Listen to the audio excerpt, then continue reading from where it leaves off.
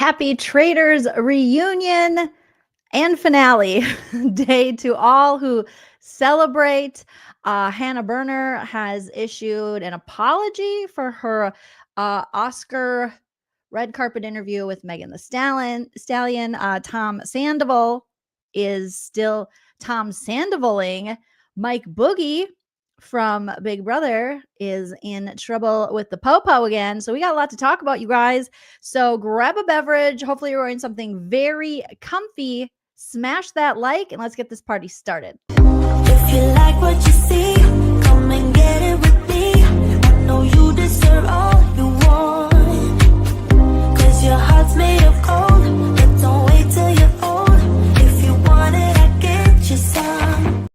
Hello, everyone. Welcome back to my channel, stand-up comedian and pop culture vulture. Joleen Lunzer here for another No Offense, All Offense, where we take a comedic look, we roast and we recap pop culture news, trending news stories, reality shows we love, TV shows we love, news topics, things we love to hate, things we hate to love. We roast it. We react to it. We try to make it funny. I'm not always successful, but I am very opinionated.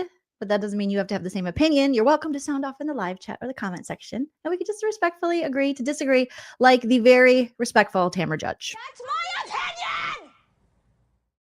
Yes, just my opinion. Now, everything I say today is absolutely true, except for the parts that are false. Everything is alleged and for entertainment purposes only. Allegedly! So don't sue me. That's what I'm saying. Don't sue me. Hello, everyone. Thursday. So many good things happen on Thursdays right now.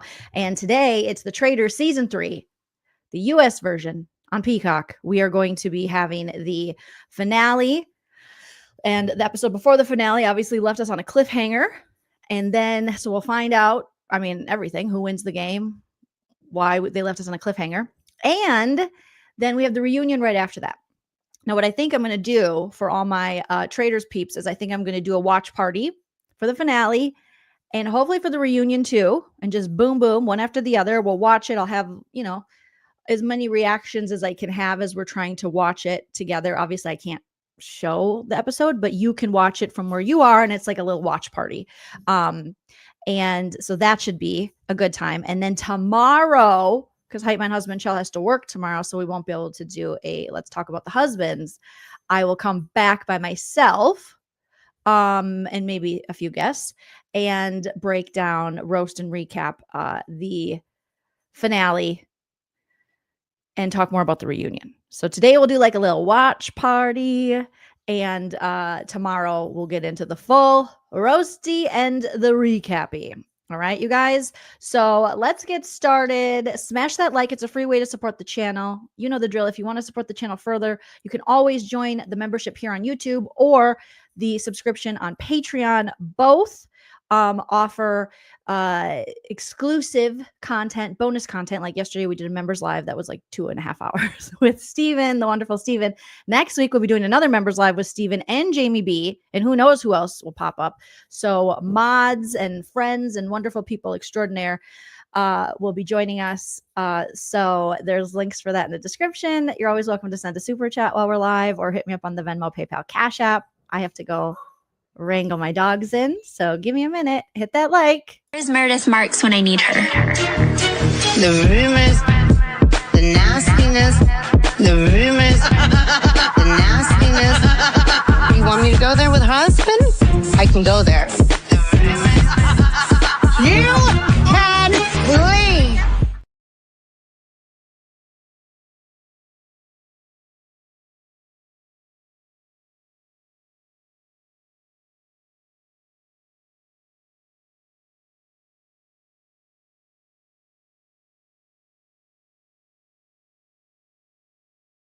Okay, the fur babies were being naughty, running amok. So I brought Dave Dog in here, and the other two ran downstairs.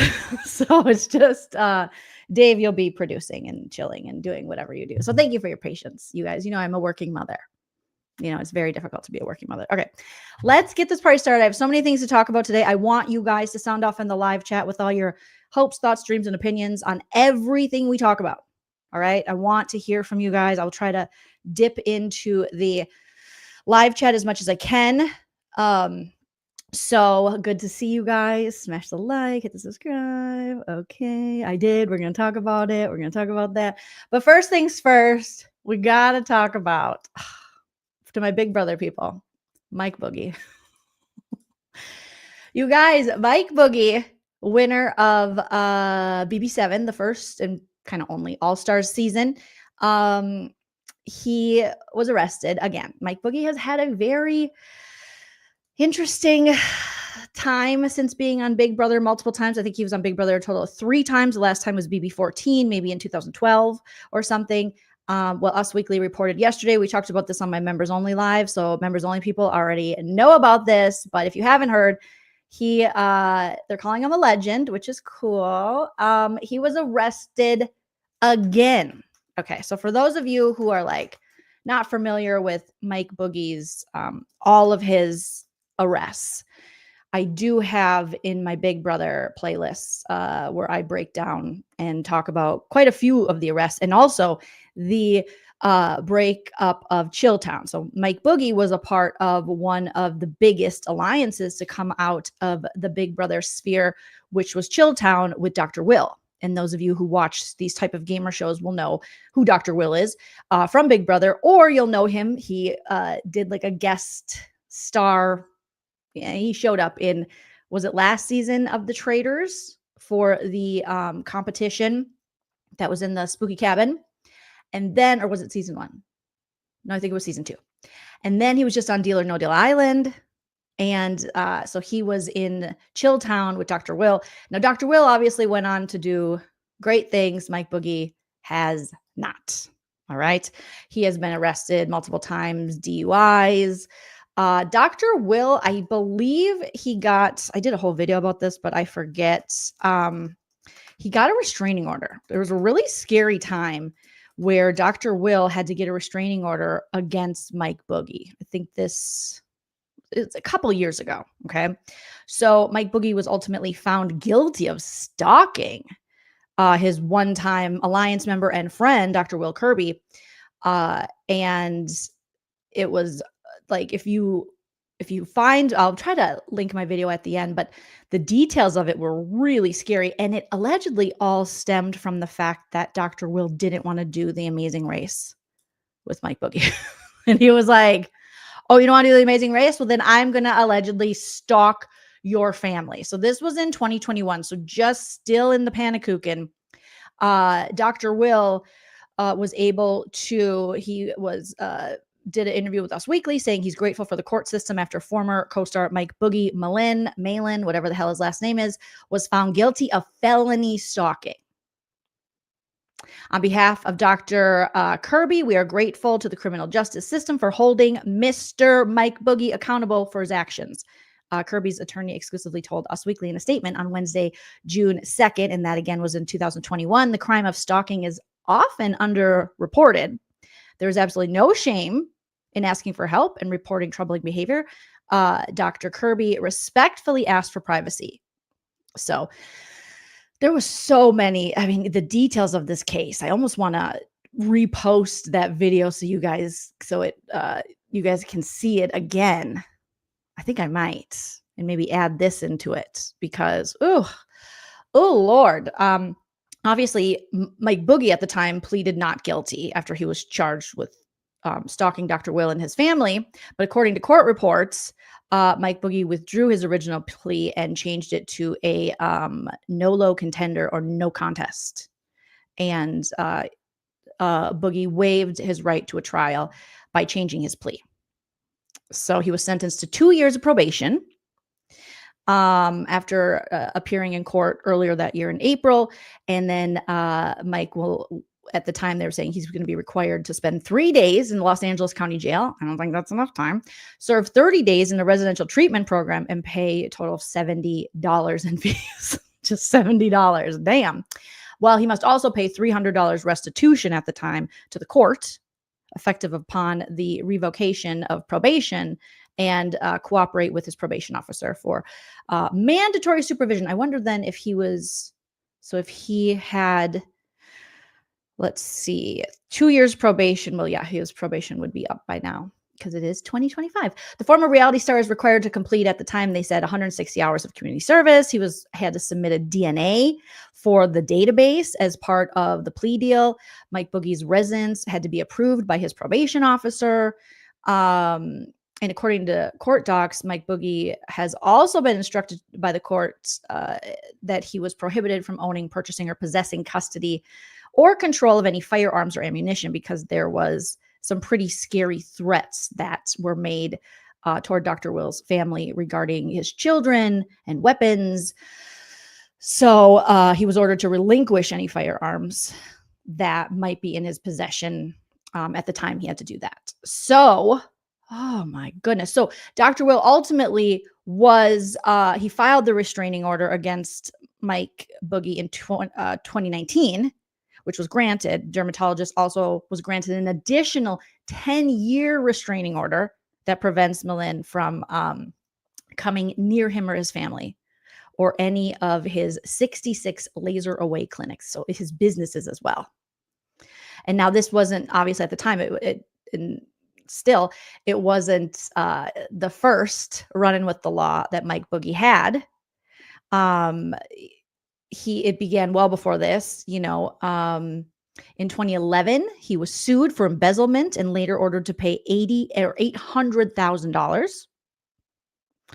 And in November 2020, he was arrested for driving under the influence in Las Vegas. Let's see. After failing a sobriety test administered by officers on scene, Mike Boogie was charged with possession of a drug without a prescription, having an open alcohol container, and unlawfully texting before being released on his own recognizance. He attended a hearing in October 2020 in which the Clark County District Attorney asked for a 180-day extension to decide whether criminal charges would be pursued. So this, he had been pulled over multiple times, DUI, received, DUI, just a mess. Okay. But most recently, so that gets you a little caught up. Now, it's the details again around his previous run-ins with the law are crazy. So I'm going to try to bump that video I did up in case you guys are interested, since he keeps, breaking the law. So now Us Weekly is reporting that yesterday, you guys, Mike Boogie was arrested for shoplifting at a CVS pharmacy. They not like us. They not like us. They not like us. What? CVS? Leave CVS alone. Leave CVS alone. You guys can see my screen as I share it, right? StreamYard was kind of being weird yesterday. Okay. So, oh, Lordy. Big Brother legend, Us Weekly says Mike Boogie is in legal trouble once again. It's like his favorite pastime. It's like his career outside the Big Brother house. The Big Brother 7 winner and Chilltown Alliance member was arrested in January 2025, so just this past January, for attempting to steal from multiple pharmacy locations in the San Fernando Valley, according to TMZ.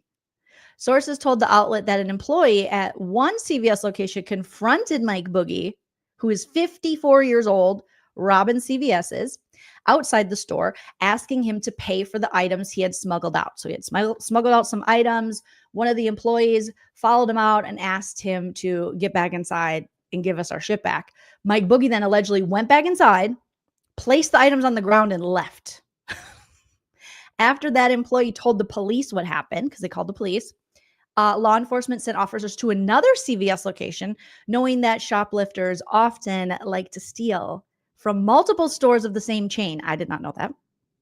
At the second location, police found Mike Boogie's car unoccupied. So he did exactly what they thought he was going to do. With the engine running, they found his car unoccupied with the engine running and hazard lights on. When the 3-time Big Brother player returned, police confronted him. A witness told TMZ that Mike Boogie had stolen 2 bottles of alcohol and energy drinks from the pharmacy. Really? Okay. He was also arrested and booked for misdemeanor theft, then released on a citation. You guys got to quit releasing this dude. this isn't the first time, obviously. Like we just talked about, that he's had a run-in with the law. His legal problems began in approximately 2011 when he was sued for embezzlement and ordered to pay $800,000. I'm curious. I don't even know if he ever paid that.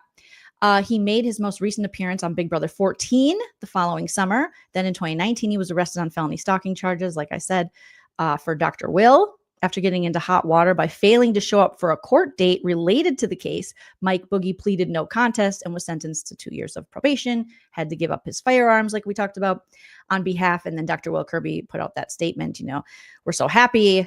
Because like Dr. Will's family, I remember, was saying that they were hiding out in the house with like in a room in the house, I believe. They kind of barricaded themselves in because they were terrified because this guy had been allegedly sending them super scary things and threats and contacting multiple family members of theirs, sending pictures of like the kids, if I remember correctly. Really scary stuff. So in 2022, however, they said that Mike Boogie filed for Chapter 7 bankruptcy. So after getting Dr. Will getting the restraining order and then getting 10 years added onto the restraining order where Mike Boogie can't go near him, his family, or his businesses, Mike Boogie then filed the next year, the following year, for Chapter 7 bankruptcy, allowing the sale of his assets to cover his debts. Now, they reached out to Mike Boogie for comment, and he did not get back to them, you guys. Oh, my gosh. It's crazy. I saw Janelle tweeted that she hopes that Mike Boogie, Janelle from Big Brother, and Traders, that she hopes that Mike Boogie gets some help, and that she does talk to him from time to time, which I was surprised that they still talk. But after the way he treated Dr. Will, I mean, if I was a cast member, if I was, oh, hold on, buddy. Okay, hold on, you guys. I would be a little leery of talking to Mike Boogie. It's okay, Dave. I think it's one of the cats. Thank you for protecting me. I love you. I think we're okay. They're taunting us, okay? Oh, God. Oh, God. Mm-hmm. Otter says, I'm kind of shocked by this. Okay, why?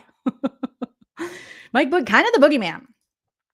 Those with my channel for a while, we talked about this on my members only, but I had a little possible alleged run-in with him as well when I was covering these stories during the Panakuchen. Someone popped into my comments with his name, with threats and doxing me and saying, you want to play, little girl? And it seemed on brand for where and the behavior and what he was doing at the time. So much so that there was investigation by the LAPD that I then had to send the information to. It was a crazy time, you guys, covering Big Brother. I never thought I would get threatened, doxed, and have to talk to the LAPD about someone I watched on a reality TV show for years. So I have my own opinion of Mike Boogie from that, which not very favorable. Kind of interesting, but I was happy that Dr. Will got his restraining order. And so not surprised though. Mike Boogie seems to have been struggling for a long time. I mean, even when Big Brother, the second All-Stars during the Panakuchen was happening, he was doing cameos and he has been saying really weird stuff like racist shit.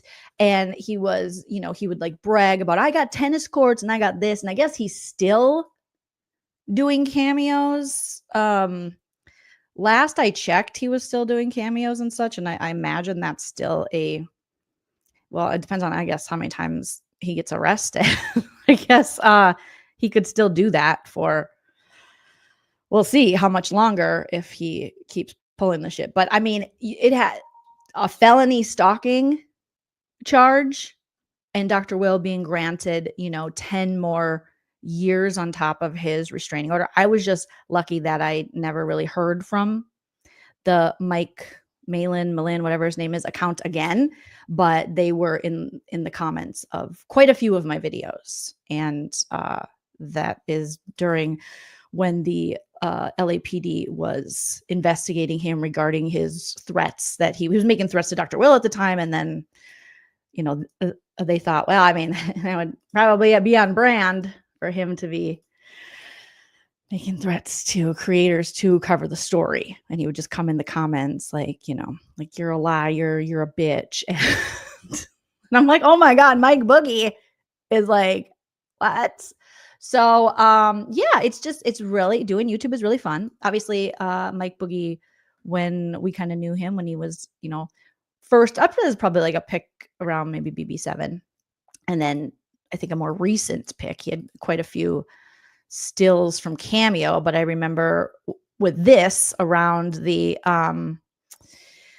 Pannekuchen and around Big Brother, BB22, the All Stars or Small Star season, he seemed to be a little, it seemed like maybe, because he had been a Big Brother darling. I mean, Big Brother seemed to bring him back, use him. Chilltown was regarded by CBS and Big Brother as something that was, very popular and something they would reference often. They were looked upon, pretty lovingly, this alliance. And he could have had many more opportunities within, I'm sure, lots of places, but unfortunately you keep breaking the law and doing crazy, scary shit, and that's not going to happen. And then he started doing these when he wasn't asked to be on, BB22, and Dr. Will wasn't going to do Amazing Race with him. He started doing these cameos and saying weird racist shit, and then also bragging about where he lived. And then we find out, he filed for Chapter 7 bankruptcy, and then now he's stealing alcohol from CVS in the Valley. So I don't know, a cautionary tale for future reality television stars. Never believe your own hype, know when to wrap it up and leave the party, and try not to felony stalk your co-stars and or creators on YouTube who are simply covering, the crimes you commit, your actions.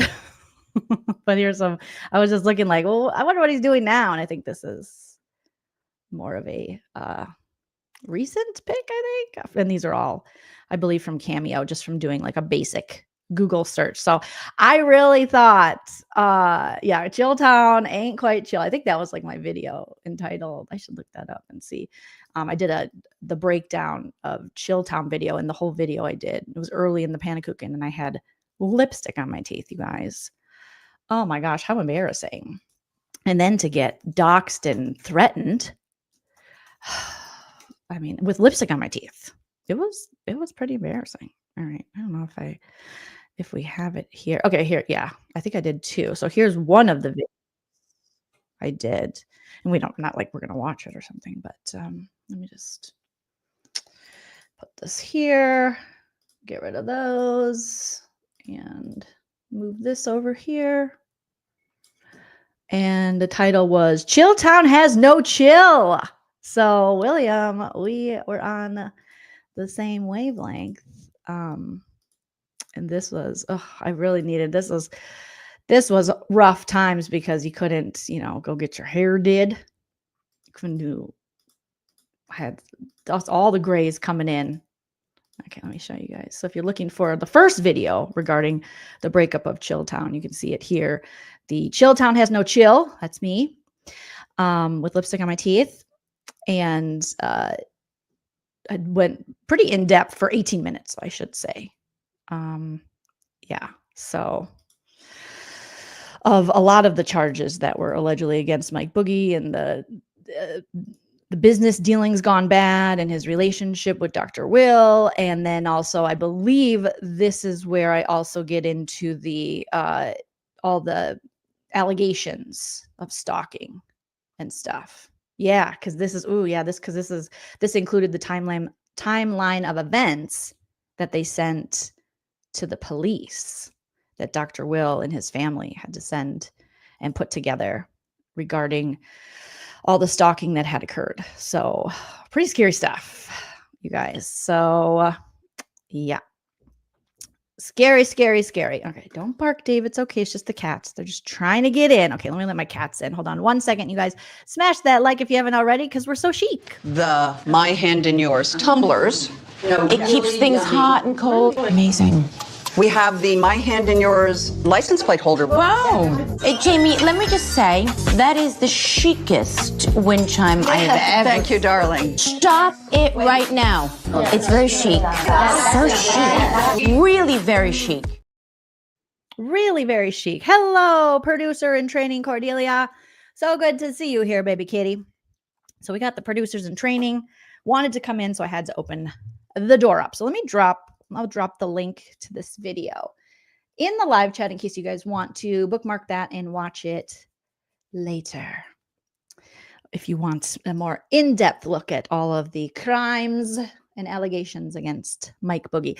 And as we were talking about this yesterday in the members only, shout out to Steven. We had so much fun, and everyone who joined us. The more I talked about Big Brother and my experience covering Big Brother for all these years, the more we were like, maybe the people kind of talk a little shit on the Big Brother fandom. Maybe the Traders fans were like, them Big Brother people are weird. Maybe they have a point. Maybe they have a point. Because I've only been stalked and harassed for the most part covering Big Brother. So, and there's more than just this Mike Boogie incident, but I was like, maybe they're right. Okay, maybe we are a little dysfunctional group. Maybe you are.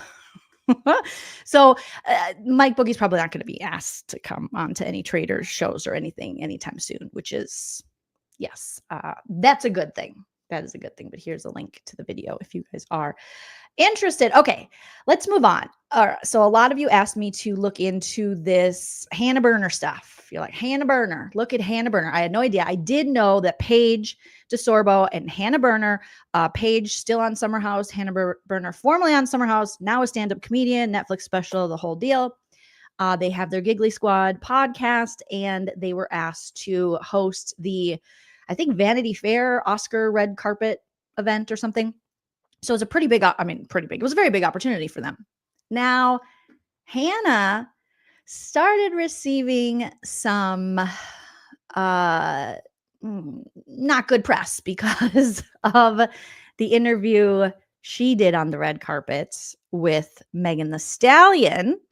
They interviewed, quite a few people, and I think there were some other issues, and we can talk about that. But the main one was this Megan Thee Stallion interview. So let me pull that up here and we'll take a look at it. And it's just like a mess for Hannah. But Hannah has, she didn't say anything about this. So obviously the Oscar party and the Oscar, the event that they hosted on the red carpet was quite a few days ago, and they were pretty silent on this, and people were like, why aren't they posting their episode? Why aren't they talking on this? People are, upset at the way that Hannah interviewed Megan Thee Stallion, how she acted.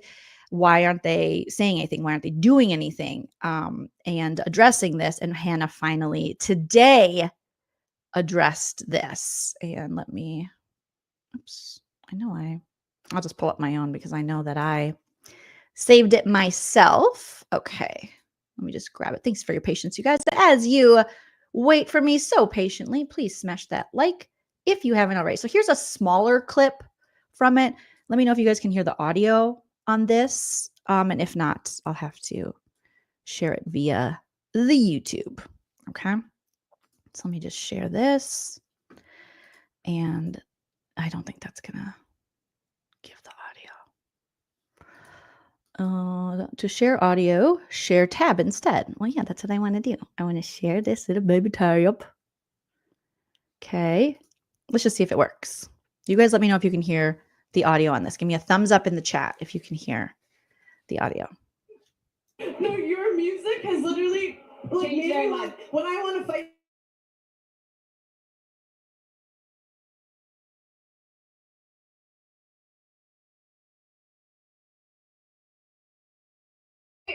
Wait, no, you look so good. Wait, I know, because I watch it. Okay, so you guys could hear that? Okay. So there's a longer version, though, which I thought was interesting because Paige, let me pull that up. Paige first starts talking to Megan Thee Stallion during the interview. And then, this is Hailey Bieber. And then Hannah interrupts her. So is this the longer one? Okay. I don't know if this is the longer one. Let's see.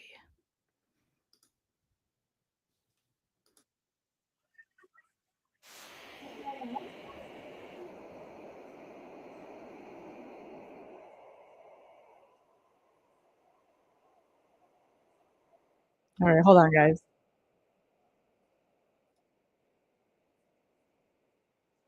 I think this is the same one.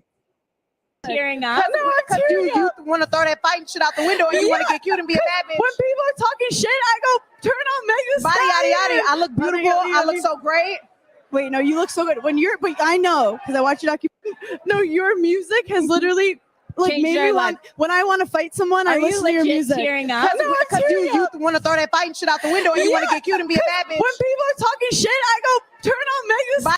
All right, can you guys hear that? No video. I don't know what is going on. StreamYard changed their formatting thing, and so now it's ridiculous. And now I share my screen, and you guys can't see it. So let's try it again, and let me know. Let me go to this demo and then this demo.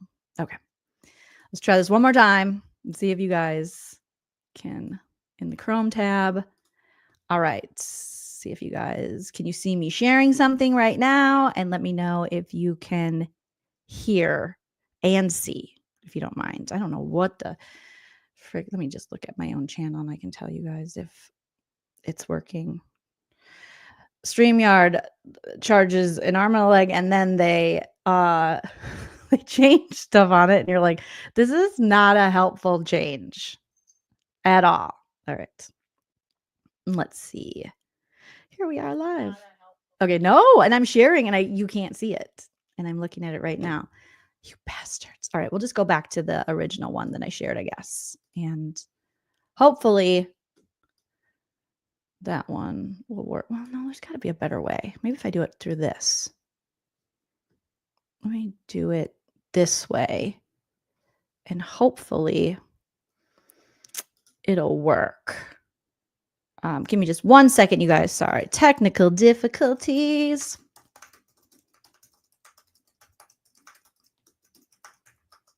Okay. Let's see. Not this one, because this one's just going to, I think, have Hailey Bieber. So I don't think this is going to be the one. But we'll see. We'll see. I'm not sharing anything yet. Apologies, you guys. I'm going to write a very stern letter to StreamYard and be like, what's up? What's going on? So it's so funny. They have the long Hailey Bieber interview they did.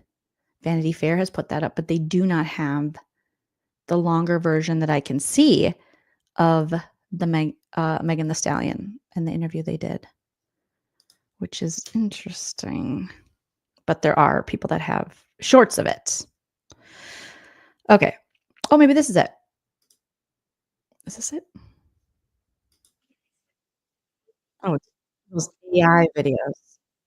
Oh my God. Please stop with these AI videos. I don't need that. Okay. Let me just try to share this again with the shorter version and give me a thumbs up if you guys can hear this, okay? Make it large screen, and I'm going to start from the beginning. You guys are beautiful pumpkin spice babies for being so patient on this Thursday afternoon. 184 of you acted out nervouses. No, thank you. Okay. Let's see. Let me know if you guys can hear and see this. So this is like the shorter version that I played earlier, but there is a longer version where Paige is like, I wake up, I listen to you like in the morning or when I wake up. All right. So, and then Hannah jumps in and goes, oh my God. And we get that. No, your music has literally Changed made your me life. when I want to fight someone, I listen to your music. tearing up? No, I'm tearing up. You want to throw that fighting shit out the window and you want to get cute and be a bad bitch. When people are talking shit, I go turn on Megan Body, yada, Stallion. yada. I look beautiful. I look so great.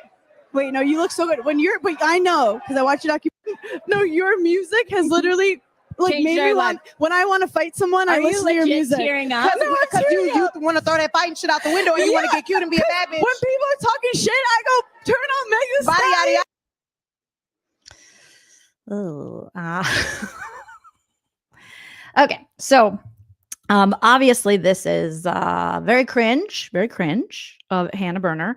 Microaggressions, macroaggression, actually, out there. Megan the Stallion, if you know anything about Megan the Stallion, this wonderful, beautiful Aquarius with the amazing knees, you know that she does not sing about violence, fighting. That's not her thing. It's more women empowerment. I look good, body, yada, yada, yada, yada. You know, Megan the Stallion isn't known for, I don't know. She's acting like she's like got Rage Against the Machine lyrics or something.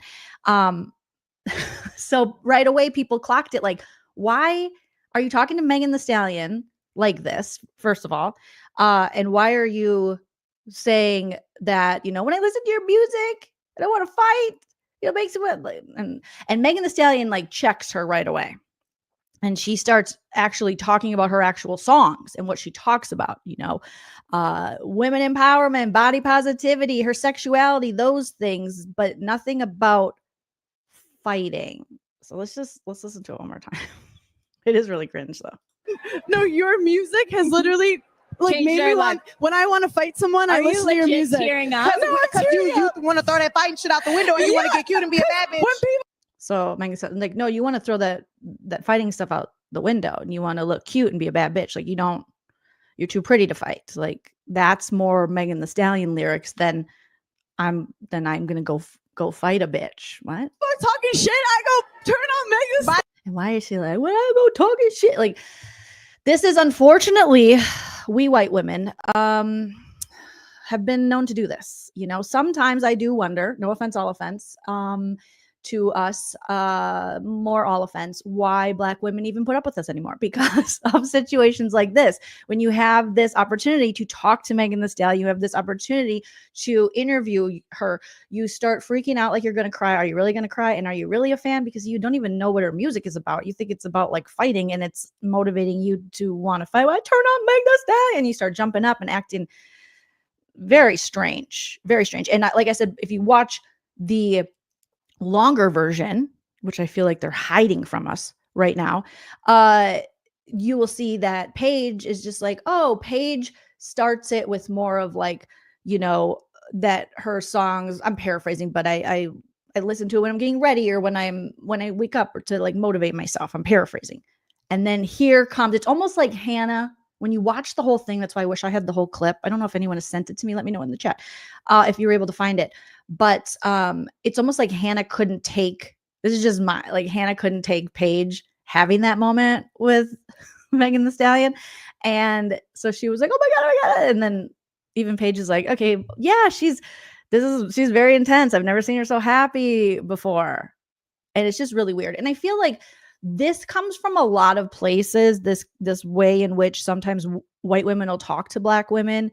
And I think it comes, there's so much because you hear, you know, when you learn about like microaggressions, macroaggressions, things like that, it's crazy because I think it comes out of this world in which we, you know, it's almost white women trying to prove it's that I don't see color, you know, bullshit that we were taught as we were, you know, growing up. Like, just say I don't see color. I don't know, which is the exact opposite of, you know, what actually is what one should do, because we all see color. We see color everywhere we go. I always make the example of like when you go get your hair done. When they're like, Joleen, if you want to dye your hair, you know, they're like, what color? And I'm like, I don't see color. Just put anything out. When you buy an outfit, when you rev a car, when you're out, you wouldn't know how to do traffic lights if you did not see color. And also not seeing color, you know, Black women have told us for so long, and it's, I'm sure, exhausting that, you know, not seeing someone's color, not recognizing that, and that whole color blindness thing is actually not helpful at all and kind of erases their existence. But there's a lot of white women who do this, like, oh my God, you know, you have these like little this is pretty macro though, where it's like, oh, you're so articulate. How many times a Black woman has heard when she speaks, like, oh, you speak so well, as opposed to what, bitch? Like, you wouldn't say that to other people. And then what Hannah is doing here, it's getting into a very negative stereotype about Black women, that they are somehow, you know, the angry Black woman or the violent and that sort of thing. And as much as Hannah might be, you know, this might be something that she's not fully cognizant of, you would think And I would hope going forward that Hannah would educate herself in this realm and how she talks to women of color in general, and obviously talk to Black women, that she wouldn't be pulling this kind of shit, because I don't really know what the fuck. Okay. Let me jump in the chat, see what you guys are saying too. Lemon says, Black women being depicted as aggressive and violent, thinking we bond over things like that. We don't. And why Hannah has to, it's like what Lala does when she's like, Lauren from Utah. It's when she was like, I got Tupac in me. And you're like that. What do you, I'm sorry, what are you doing? And I feel like even with Hannah changing her whole, like, Meg the Stallion, it's like, and Megan is just, she handled it so well, because she's just like trying to guide her into like, no, here's actually some of my lyrics. Here's some of the things I talk about. Why would this make you want to fight? Or when you want to fight people, why, what are you talking about? So, I get excitement, but where's the professionalism? Yeah. And there also have been, now people are kind of, this is something that's been said for a while about the influencer route. Can you guys see it when I use this background too? Let me see, because I hate having no background. Can you guys see this when I do it? Does this still share? It doesn't. What the French toast? So I guess we don't have to have it up anymore. But having influencers do these kind of jobs, like there used to be people who were like trained media people who were educated on how to, well-versed on how to interview people. And now it's kind of like, how many followers do you have, which is true for acting and so many things, unfortunately, and for comedy. There's like a fast pass to do these kind of things if you are in fact an influencer and you have a lot of followers. But there is something to be said for real journalists who know how to interview, who know how to do this sort of thing on a red carpet. Now, you could also argue like, well, back in the day, you have the fashion police, Joan Rivers, and Hannah is a stand-up comedian. And so stand-up comedians are asked to do these kind of things, because you tend to be, clever, quick on your feet, funny. But I feel like Hannah is at this point where she's trying really, really hard to be funny. And that just could be a lot of things, how long she's been doing stand-up, how, she's used to doing those man on the street interviews and talking about like dicks, and they're funny, the man on the street interviews, but now you're at like an Oscar event and you are interviewing people. And so it might not be, I don't know. So there's quite a few people out there who are like, can we go back to having like real journalists on the red carpet? Because like Kara's saying, it seems like a free for all. Yeah.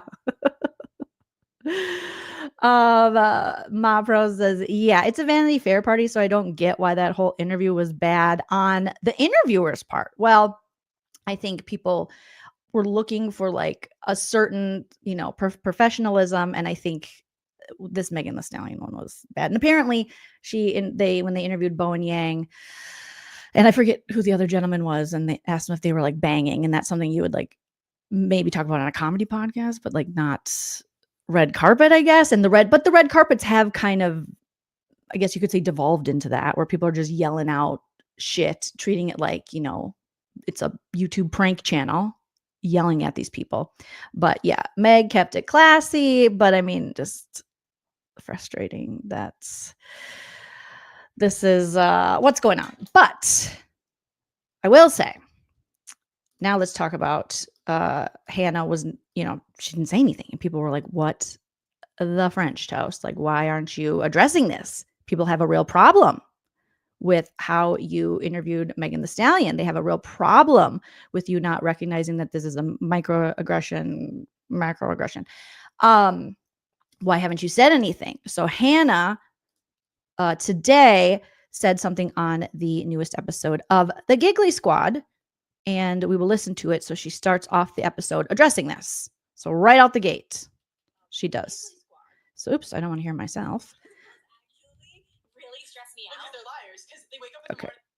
the morning. Hello, my gigglers. Before we get into our wild LA trip, I do want to address our interview with Megan Thee Stallion. Interviewing Megan was a dream of mine. I love her music, and it's my go-to to hype me up, get me excited, give me energy, be there for me when I need a boost of confidence, when I'm not believing in myself.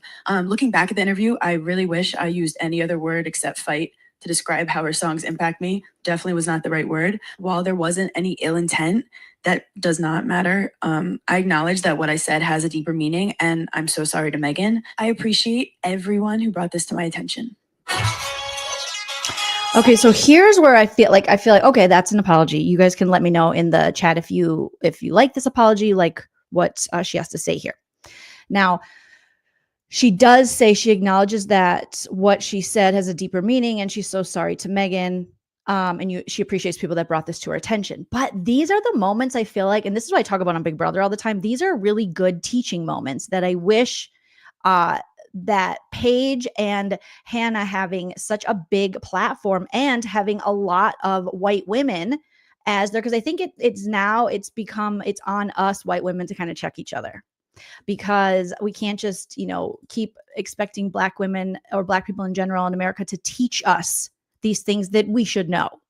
It's 2025, and we should want to, continue to be learning. So this would be a great teaching opportunity for them to talk about microaggressions, talk about macroaggressions, talk about this situation. Have you can still have, I don't want to say fun, but I mean, it could be, you can have a really good conversation about this. And I think also, obviously not all of their listeners are white women, but I assume that a lot of them are white women.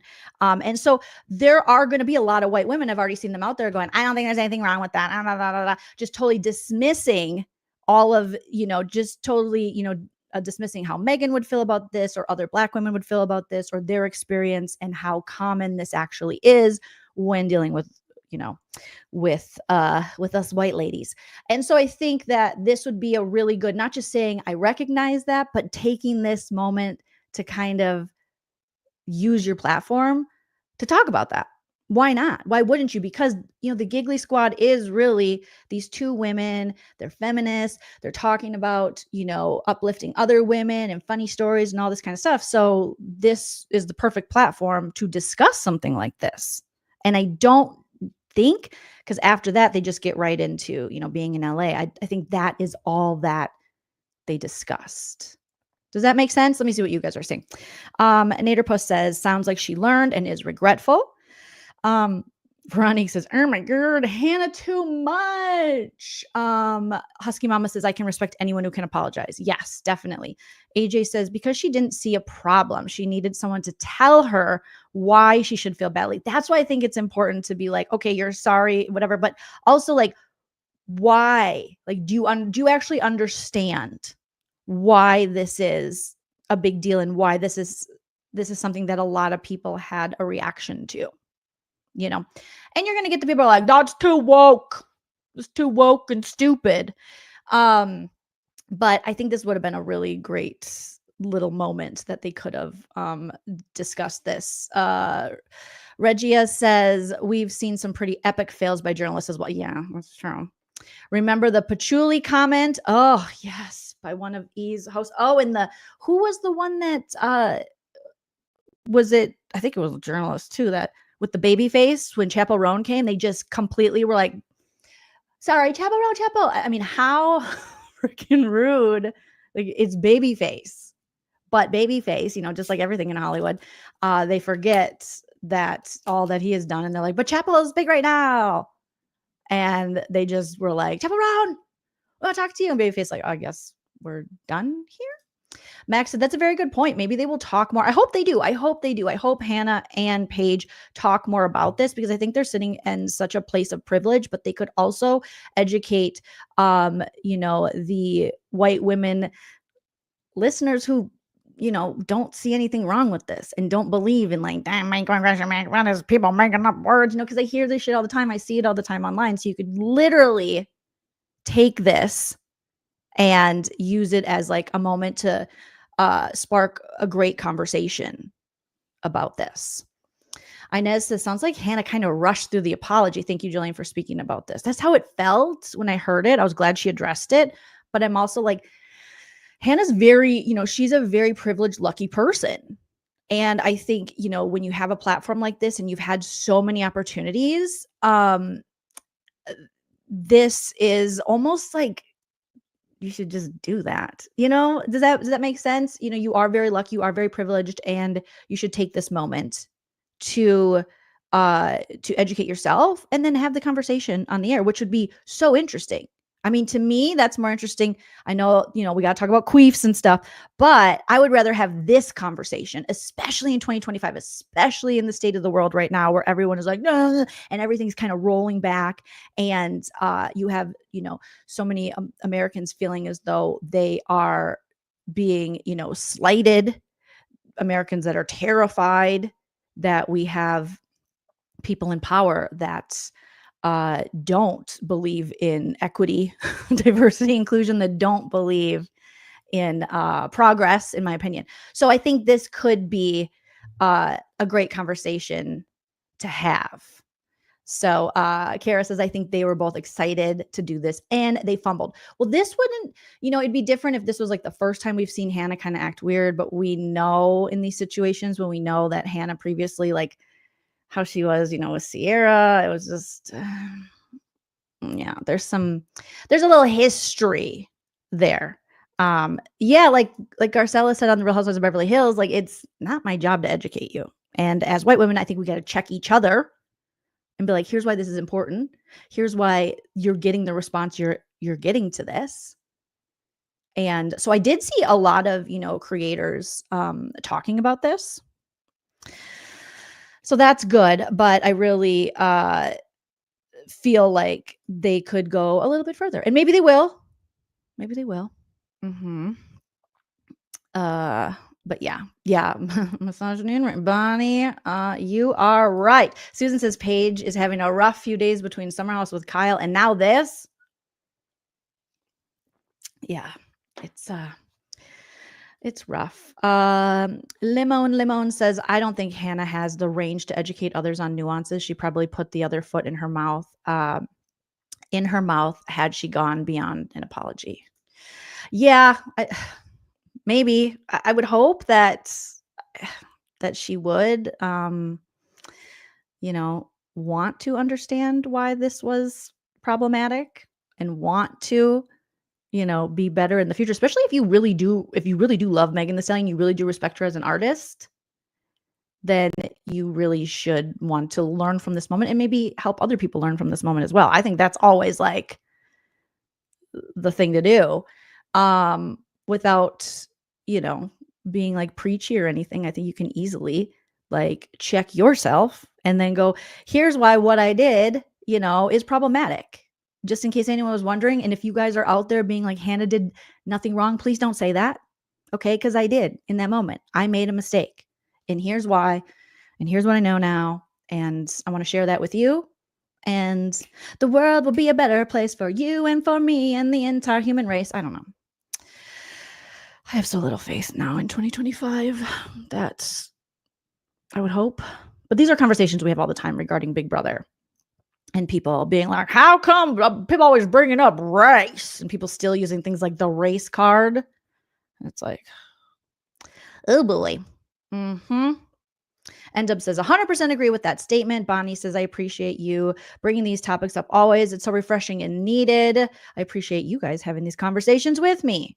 But yeah, it's fucking frustrating. And I just imagine that Black women are very, very tired of dealing with, because let's be honest, Megan Thee Stallion has probably had to be on the red carpet with a lot of mediocre white women who have gotten ahead just from being mediocre. And there's more of a chance of a mediocre white woman getting ahead than an extraordinary Black woman in America. And we see that all the time, every day. And if we just don't admit that shit, we don't understand our privilege in this, we're never going to get any farther. And we're going to keep having fuckheads like Trump and Elon Musk and JD Vance, and a country that just thinks that their progress and not celebrating Black History Month is progress, and not recognizing MLK is progress, and taking away women's bodily autonomy is progress. And it's not. There's nothing wrong with understanding your privilege in the world. If anything, it's enlightening. And it just goes to show that if she doesn't see it this way, and I don't know what Hannah sees and how she sees it, but obviously you don't have you surround yourself maybe with a lot of other white chicks. So you don't have, a lot of black women as friends. I don't know. I'm just trying to, I don't know. But you were gifted a membership. Oh, good. Maybe Hannah. Hopefully Hannah's listening because I want the best for both her and Paige. I want to see women kill it, especially women in comedy. And Hannah being a stand-up comedian herself, but she has gotten, a fast pass going through reality television influencer into stand-up comedy. And not that it's not deserved, not that she's not very talented, because she is. But recognize that, but also recognize your privilege in the world and recognize that, what you just did and this behavior that, we white women sometimes have with black women, it says a lot and speaks volumes to black women of whether you realize it or not, as if we're talking to them like they don't necessarily belong here. And so we have to go, wow, but you're different and you're so this or you're so that, or you're playing into these very negative, hurtful stereotypes of black women being aggressive and fighting and like this. And it's like, the Lala Kents, Lala will appropriate a culture and make money on it. But then when she needs to get the job and keep the job, her Utah voice comes back. And you're like, oh, okay. It's like that line of appropriation versus appreciation of culture, which is a line we white ladies, gets blurry for us. Okay. Inez says, I'm not even African-American. I'm a mixed Latina. And I felt so bad and uncomfortable hearing Hannah's remarks at Megan. Well, and Megan, she was saying no, hey, no, you don't want to fight, look good, look beautiful, don't fight. And then Hannah doubled down. I wish I had the full interview because she doubles down and goes, no, I watched the documentary and you've been through some dark shit. It's like, why the fuck is Megan Thee Stallion getting accosted on the red carpet about how her music makes you, when you want to fight people, and that, and talking about her dark times, why is that the thing that you're coming up with? But when Hailey Bieber, they're interviewing Hailey Bieber, they're like, she's so fun, you're so great, you're so. Hannah goes, no, because I watched your documentary, so I know. Okay, what do you want, a cookie? What? Dreadful says, I imagine she watches most content made by white people too. Probably. Alex says, I look back at myself and cringe at my ignorance, but that's because I've educated myself. Me too. I mean, but I think that's the beauty of growth and progress and recognizing, still you guys are with me when I even, Nana, even having the best of intentions, if Nana sneaks in a little microaggression, I'm like, Nana, and she'll be like, what? I've spent, time on this channel and we've talked even with my mom, with myself, about those types of things. And I think those are really good, important conversations to have. End up says Megan was trying to say, yes, Megan was, but we can't expect black women to do the heavy labor, the work in this, and to save us from ourselves. Literally Google exists. Look it up, figure it out, spread the word to the other white ladies. Let them know what time it is. It's not that hard. There's nothing wrong with it. I know in a world where everyone's like, oh my God, it's woke, because being aware of people's feelings and wanting progress and wanting equity is somehow the worst thing that ever happened now, because they've taken that word and they've turned it into something that it isn't. And so people are just like, oh my God, it's fucking dumb. But it's Google exists. You're 30 years old. You're young. You can do this. You can do this, girl. Let's see. Husky Mama says, true strength never needs to shove it down anyone's face. That's good. Yes, not bringing up the most traumatic time in her career. Megan herself being someone who's a survivor of DV and stuff. And it's I am on the red carpet at the Oscars looking gorgeous. This isn't even the outfit she was wearing. I have other screenshots here of her, but yeah, bringing up just a horrendous time for her. And yeah, I know I watched your documentary and you've been through some dark shit. And I'm like, what? Are you sure you're a fan? And why are you saying oh, I think do I have the longer one here? Why are you really wanting to push that you're the biggest fan? I'm such a fan. I'm such a huge fan. If you don't even really understand and know what the music is. All right. Let's okay, let's listen. Let's see. I think I sent a couple of creators that did a far better job than I. Let's see. Okay, here's a lady. Let's showcase this lady. Okay.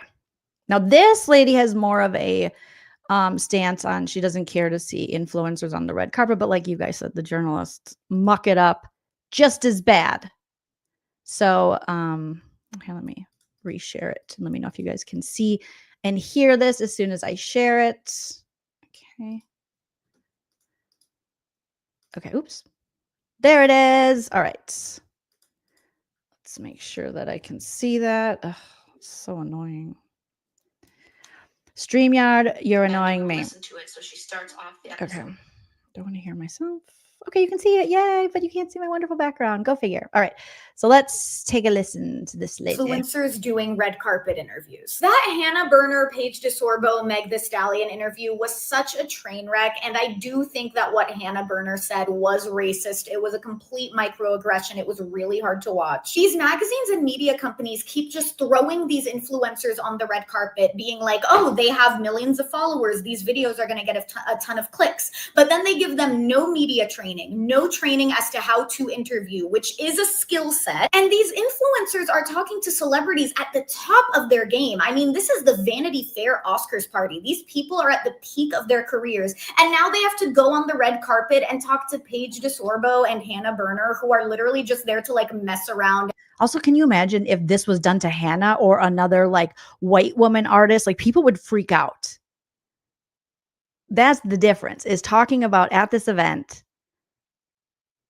these traumatic and just keep and continually referencing violence. Like first you reference violence and the correlation to Megan's music and you when you want to fight someone. And then when Megan kindly is just like, oh no fighting, it's just, no, that's not what it's about. Then you go, no, I watched your documentary. I know you've been so you keep pushing this violence on her. So it's, a lot of people will say it's not that big of a deal. It is though.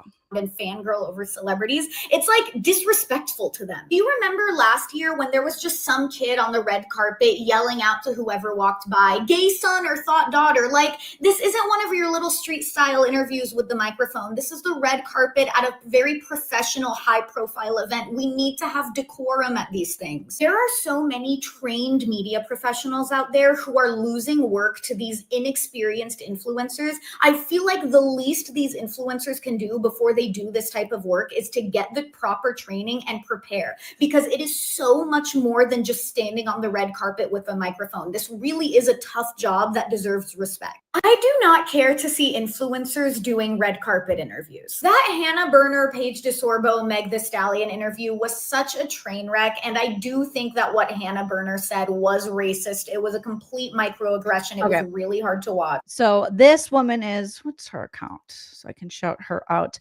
Liz Mina 5, and this is on YouTube. Let me share the link to this because I don't know what her other content is. I just saw this pop up in my search and I was like, oh, okay. I do not care to see influencers do. Okay, but be quiet now. Just a second. Bonnie says Hannah did a lot of women hating behavior while on the show. So how odd she is deemed a feminist just because she's funny. She was a pick-me with Luke, the dude from Wisconsin. I mean, I liked Hannah early on in Summer House, but yes, especially Hannah's last couple seasons were pretty rough. And then we didn't see her. And I was hoping for the best for her because she got into stand-up comedy. So I was like, get it, girl. But 100% pick me energy. Remember when she was like with her now husband and they were like banging on, what was it? Amanda and Kyle's in their bathroom and just the stuff she would say. It was a lot of pick me energy, but that could, she was very young then. So I'm thinking she's 30 now. And people do, not everyone, but people do have the capacity to change. But I mean, I remember that, Bonnie. I was like, I'm so glad that Hannah left the show. And I didn't think I would say that because I was like, oh, I like Hannah. But it was very much that due to her own insecurities, it seemed as though, she was doing a little of the pick me behaviors and shitting on some of the other women and then judging them. But then for her, it was fine. But let's see what you guys are saying. Yeah, she kept pushing that she was a bigger expert on Megan than Megan was, right? Right? She really did. She was like, no, because I know. And it's like, I'm sorry, what? I'm sorry. That's, but she's Megan the Stallion. You're just fangirling, but it doesn't seem like you know a ton about the music, and that's fine. But I don't know if you thought you were going to get, I don't know what you thought you were going to get by just kind of pretending. Okay, so here's another take from another creator. Let me open this up. Okay. That I found. And this creator she has a big account on Instagram, and her name is Erica Hart, and I heart Erica. And let me just share hers. And I just found her today. So I started following her because I was like, oh, I like her. And let's hear her take on it. All right, you guys, and make sure that give me a thumbs up that you can hear this as soon as I share it. Okay, I think this is it. No, this is it. Okay, here we go. And I'll drop a link to her Instagram if you're not already following. I heart HART Erica ERICKA. Here's what she had to say. No, your music has literally made me want when I want to fight some. This is something that I call white compliments. And truly what it is just a compliment, but it's really a micro. Oops. Oh, shoot. Sorry, guys. StreamYard is really effing up. And truly what it is just a compliment, but it's really a microaggression disguised as a compliment. Because white people do not know how to be with Black people in spaces they don't think Black people should be in. So oftentimes whenever I fly or if I'm in a gentrified white neighborhood, I get a lot of compliments on my hair. I could be wearing a t-shirt and jeans and a white girl inevitably will say, I love your outfit. And sometimes it'll be, I love your fit. Like, don't say that. They don't know how to be. And I looked at some of the other interviews that Hannah Berner and this other person did. They're not doing this with the other white people. So it's not just that your Megan Thee Stallion's music makes you want to fight. It's also that you wouldn't let Megan Thee Stallion get a word in edgewise. You talking about how you crying and it brings confidence. And it's too much. It's too much because they're uncomfortable. You're uncomfortable being in the presence of a Black person, especially a Black femme. So you mask it with compliments and it's horrible. It's just microaggressions. Go deal with yourselves.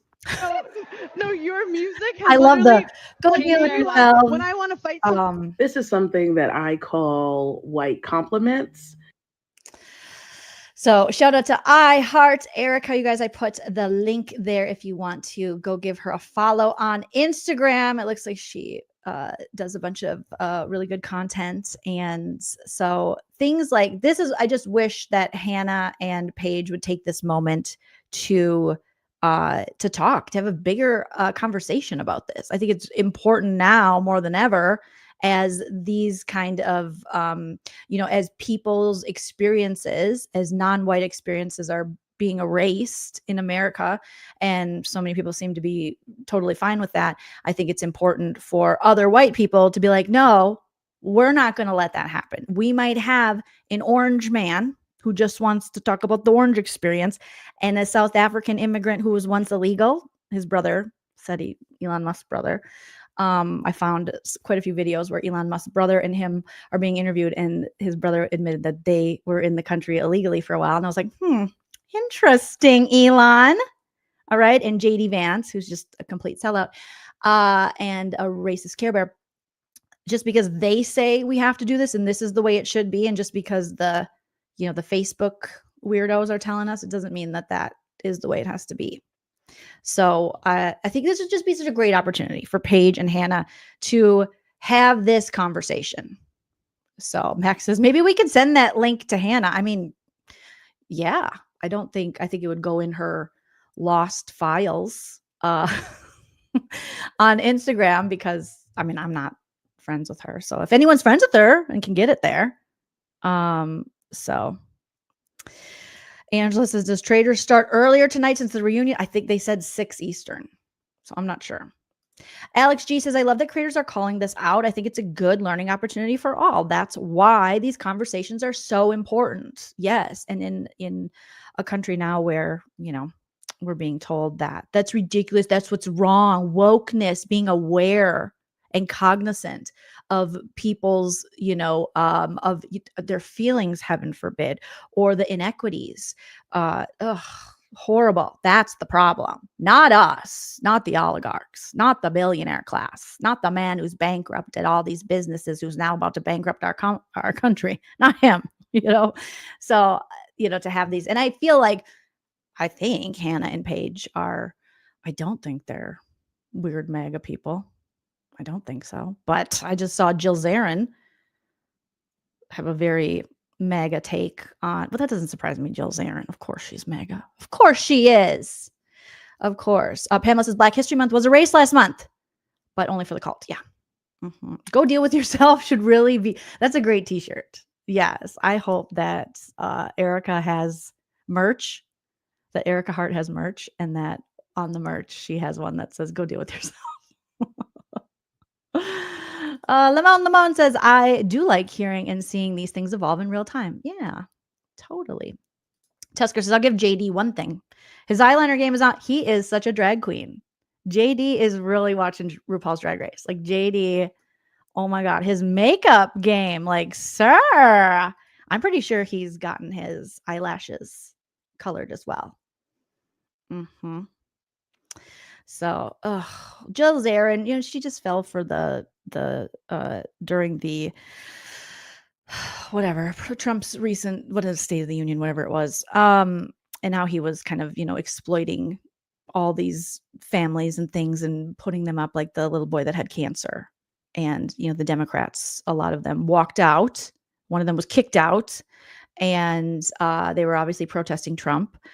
And she took that stance. You know, she fell for what Trump was doing, and that was exploiting this young boy with cancer and being like, you're in the Secret Service now. And she was there, you know, going, how it's so awful. These people didn't stand up and clap for this little boy. We don't have time to clap for the little boy. We're trying to save the little boy and the cancer research and all that stuff that Trump and them want to get rid of, that this new Doge position he created for his billionaire friend, that he doesn't fuck up. So we don't have time to clap for the little boy, as because that is just performative. It's fake. But I see so many people out there falling for this, going, and that's exactly what they wanted. They wanted to set up the Democrats to look bad as they're protesting Trump. They're not protesting this little boy. No one told him to traipse a little boy in during the State of the Union. You know, don't just show us that, like act upon that. You can't be anti-SNAP. You can't be anti-benefits for children and children eating at school. And you can't, for free lunch, you can't be anti-helping children and then put this little boy and go, see, I'm going to make him an honorary, you know. It's like, how about you create something where everyone has healthcare and where people don't have to, you know, go bankrupt or not get the treatment that they want in America, where it's not just about how much money you have, so that you can actually get treatment for the cancer that you have. How about you stop cutting children cancer research where you're finding these, you know, this extra money. So she just fell for that. And so she went live from her place of privilege, because none of this will affect Jill Zarin, or Jill Zarin's rich. It's not going to affect her. The tariffs aren't going to affect her as the economy collapses. It's not good. She's fine. The car prices going up, home prices going, none of that's going to affect her. So she sat there and she was like, I can't believe they didn't cheer for that little boy. It's like, how gross of you guys to politicize a little boy, to put him on that stage at a time where Donald Trump is fucking everything up and making us go to trade wars with our allies, the poor Canadians, you know. And you just put him out there because, again, it's like a human shield, just like Elon Musk has for his son, little X.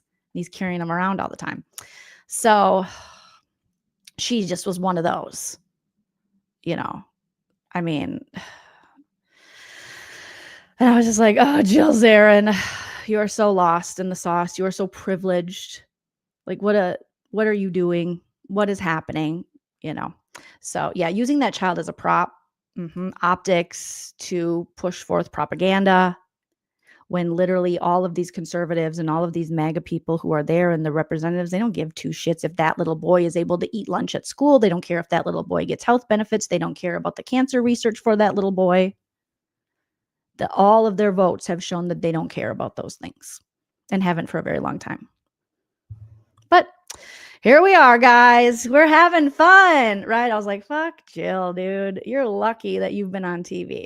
Like, the privilege you don't even recognize. It's like you have all this money and all of a sudden you think you can tell us how we should feel and what we should do when you're out there falling for the oldest trick in the book, that poor little boy.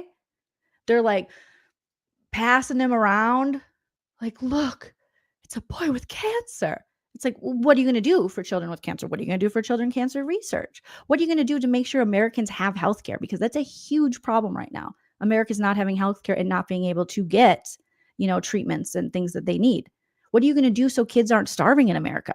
Why are you guys anti-free lunch in schools? Why isn't it mandatory that every kid eat? If every kid you want to be born, you are all pro-life, have the baby, but once they're here, you want to then punish them for the socioeconomics they're born under, which they have no say in, which could be a big reason why, they're, a big reason why women, one of the reasons that you would have an abortion is you cannot take care of these children, among many reasons. But, the pro-life people aren't very pro-life once you're born, once you're in school, once you need benefits, once you need to eat. They're like, well, fuck them. That's their parents' problem. But if their parents can't feed them, you told them they had to be born. It's crazy. It's crazy. And it's probably Obama's fault, according to Trump.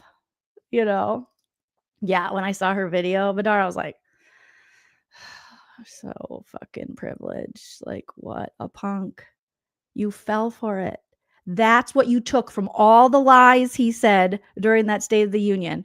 All the bullshit, all the propaganda, all the ridiculousness. That's what you took away. That people didn't stand up and clap as your dude is exploiting a child. Okay, cool.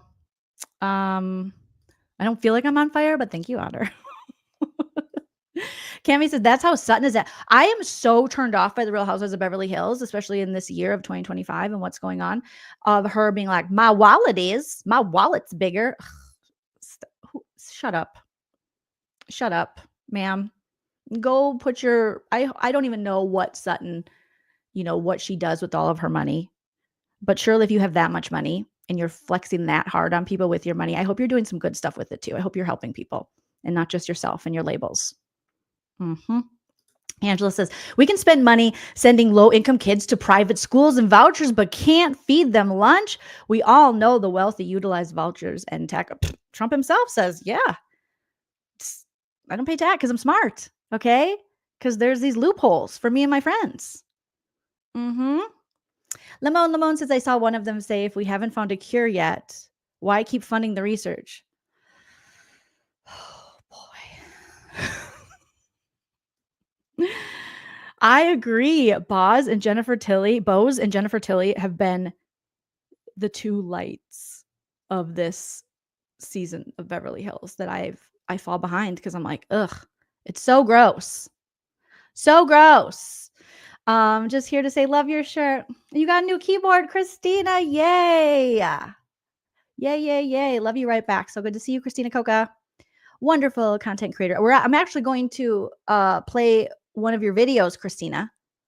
So stick around if you can. Yes, Bonnie says, during these scary broligarchy times, I appreciate this real talk. We have to. It's like that meme where the people are sitting at the table. I don't know if are they dogs, rabbits, bears, foxes, something. They're sitting at a table. They're like, everything is fine. and there's a fire all around them. I don't know how people are just out there going, I'm like, yeah, there's a fire.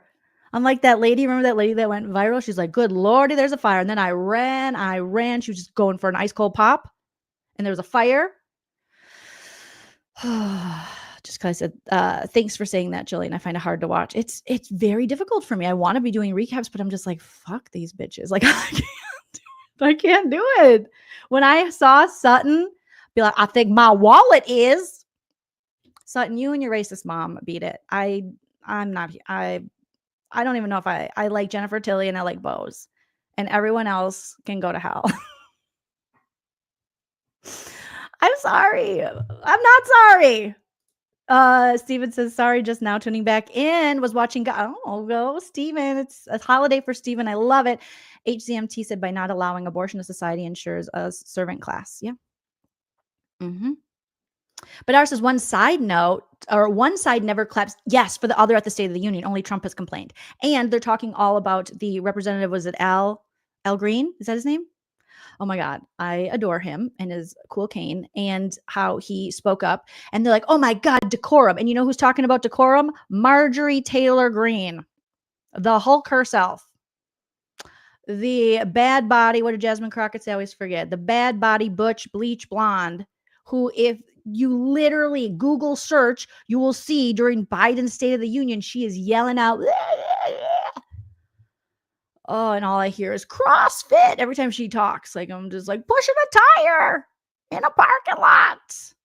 It's like, what? You can't. Marjorie Taylor Greene is not, you're not talking decorum, miss, ma'am, miss, ma'am. And also, your little boyfriend was the one asking Zelensky if he owned a suit.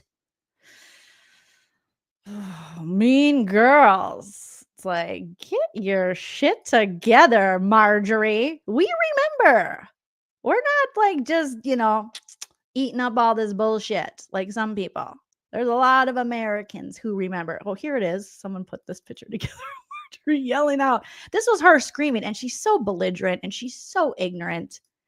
And I hate being blonde and having kind of a butch body because I feel like, she's just making us butch body, bleach blondes look really extra bad. All right. Let me see if I can get this to share and you guys can actually see it. Oops. All right. Hopefully you can see it. Let me know if you can see that they made.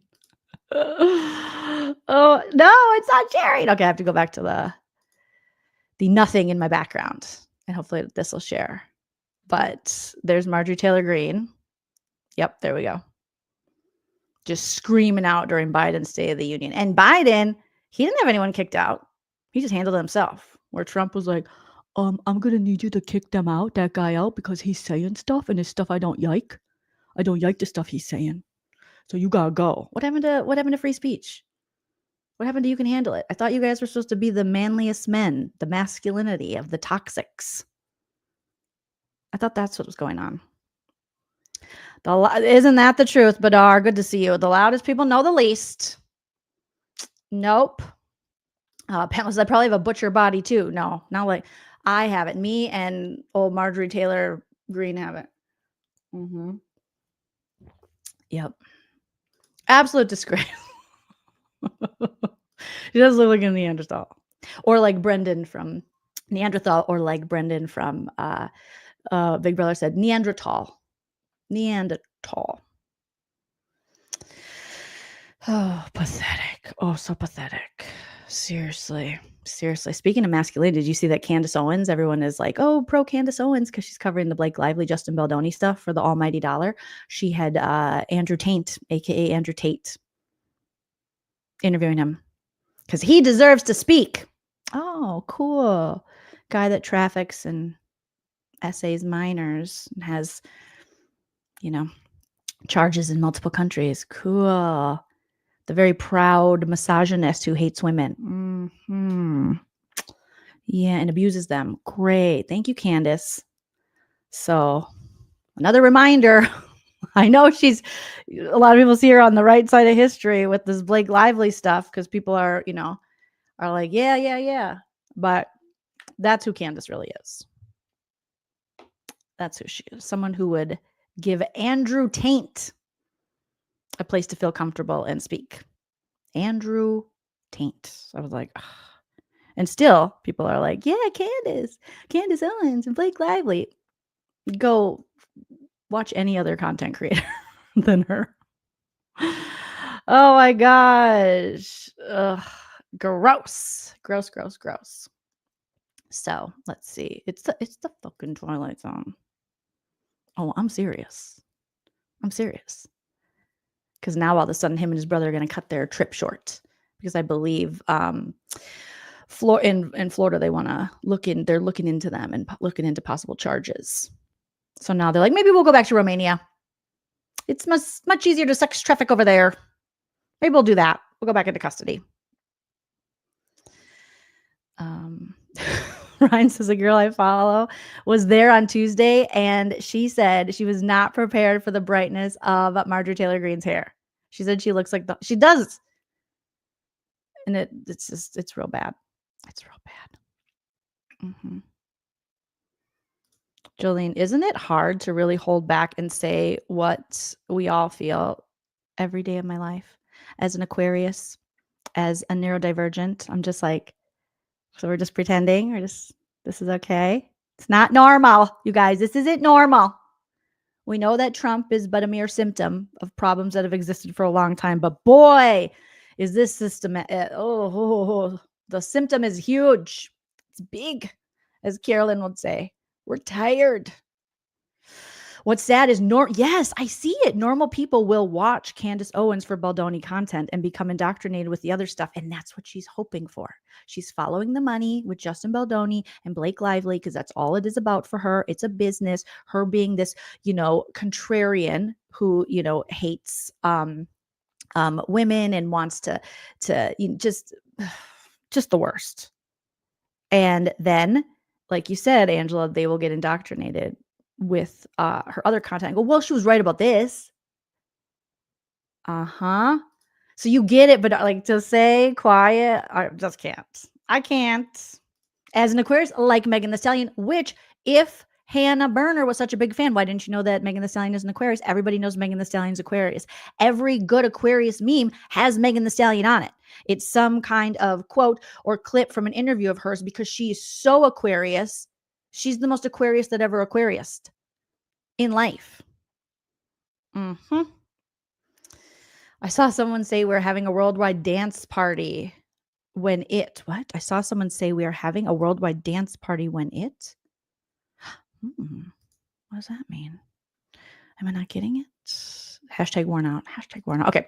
Let's move it along. I am so mad at StreamYard right now that they're just making me have this blank background. I got to figure out what is going on with stupid StreamYard.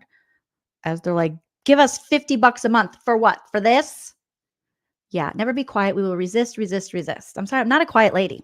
I've never been a quiet lady. I'm not going to start being a quiet lady now. So, definitely not now. Now I'm going to be even louder. I watched The Handmaid's Tale. I know how this ends, okay? Hell no. All right. What are we talking about next, you guys? We got to talk about, we talked about Megan Thee Stallion. Oh, we got to talk about Tom Sandoval. Let's watch Christina's wonderful video she put together. Tom Sandoval was on Watch What Happens Live last night because he thinks he is on a redemption tour and we're like, you're not redeemed. All right. You've never been sorry. You have never, ever had a consequence and you keep blaming women. And he continued to do that. So Tom Sandoval was on with Kyle from Summer House on Watch What Happens Live. Him and Andy had an awkward hug. He gave Andy a teddy bear with him like singing from that competition in Traders. He's like, wah. And Andy's like, Andy asked Tom Sandoval, did you know that Jax Taylor was doing the Coca-Cola Classic? Yeah, Andy, because he does it with him. Receipts, proof, timeline, screenshots, everything. What are you talking? You know too, Andy. Stop lying.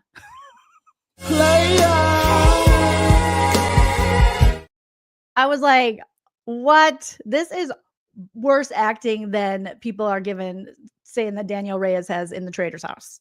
Andy going, were you aware? Everyone was aware of Jax's issue, not only because they were probably doing the Coca-Cola Classic with him, but also because he said he's been doing it from the beginning. And you can't tell me that production, as much as Jax wants to be like, oh no, production didn't know.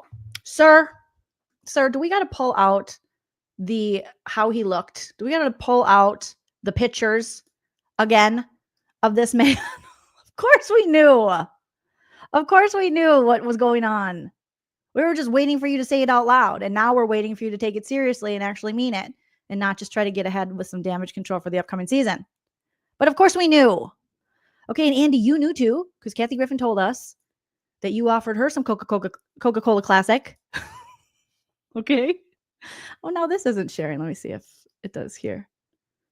Let's see if this one. Oh, it did. Okay, never mind. I saw it. Oh, maybe it only shares when it does this way. Interesting. Très intéressant. Oh, and it did this way too. Okay, I keep switching up. Because you look like this, so we know. And of course, Tom Sandoval knows. That's why he was sweating. The traitors, allegedly. Obviously, allegedly. Everything is true, except for the parts that are false. Everything is alleged and for entertainment purposes only. Have some remorse. Have some sensitivity. I am. So, yeah, we knew. You knew. Tom knew. Tom Schwartz knew. Everyone was enjoying Coca-Cola Classic. You can't beat the real thing.